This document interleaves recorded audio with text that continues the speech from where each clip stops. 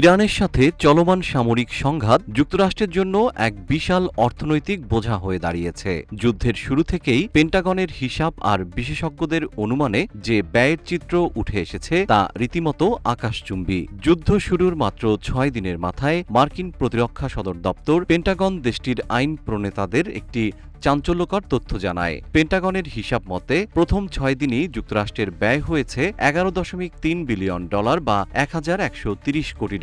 যুদ্ধ দীর্ঘায়িত হওয়ার সাথে সাথে প্রতিদিনের ব্যয়ের ধরনেও এসেছে পরিবর্তন। মার্কিন কর্মকর্তাদের দাবি, ইরানের প্রতিরক্ষা ব্যবস্থা আগের তুলনায় দুর্বল হয়ে পড়ায় বর্তমানে যুদ্ধের খরচ কিছুটা কমেছে। তবে প্রতিরক্ষা বিশেষজ্ঞদের হিসাব বলছে ভিন্ন কথা। তাদের মতে এখনও প্রতিদিন গড়ে প্রায় $৩৮৫ মিলিয়ন বা $৩৮,৫০,০০,০০০ খরচ করতে হচ্ছে যুক্তরাষ্ট্রকে। সংশ্লিষ্টরা বলছেন, ইরানের প্রতিরক্ষা ব্যবস্থা দুর্বল হওয়ার দাবি করা হলেও একটি পূর্ণাঙ্গ যুদ্ধ বজায় রাখা ওয়াশিংটনের জন্য অর্থনৈতিকভাবে অত্যন্ত ব্যয়বহুল হয়ে পড়েছে।